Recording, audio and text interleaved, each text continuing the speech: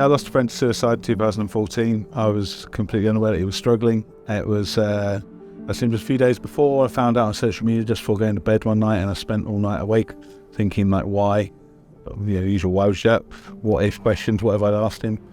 And then went to his funeral. I was one of the first people not to have a seat, but the crematorium was so busy. I was actually ushered to the front and stood next to him in his coffin, looking back at the room of people, and we'll see all their faces, all that sort of sadness and love for him, and such a unique way to see a funeral, because normally it's a very insular, emotional feeling you see back of people's heads and someone speaking at the front.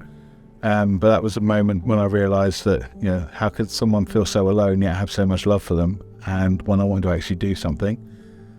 So the following year, in 2015, I set up a thing called the Lions Barber Collective, which is now what it is, what it has become. But at the time, it was meant to be a one-off project, gathering a load of high-profile barbers together to create a lookbook, a catalogue of men's haircut images that you would find in a barbershop. Look for your haircut, but it was also have messaging around mental health. So the idea was just to get messaging out there that it's okay to talk about it.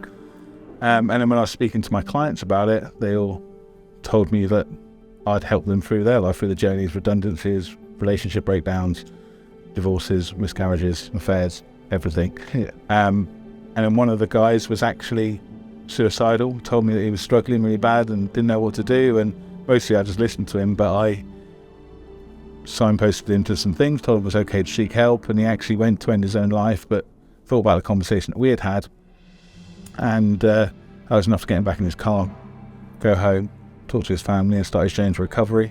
And then, like I said, now it's a great story that he's still alive. He's got his own business, he's got his own family, he's married, got his own house. It's a huge success story that, that's all that hope. Yeah. There's hope there for him, and he went on and is an incredible place now. That made me think how many other hairdressers and barbers are having these conversations today, and how much impact we can actually have as an industry. So then I decided to make the Lions Barber Collective into a charity, and now it's my every waking and sleeping moment, and kind of run away from me, and I'm still chasing it. I think any cause really that gives men and women the ability to speak up, to reach out, and to get help is vitally important.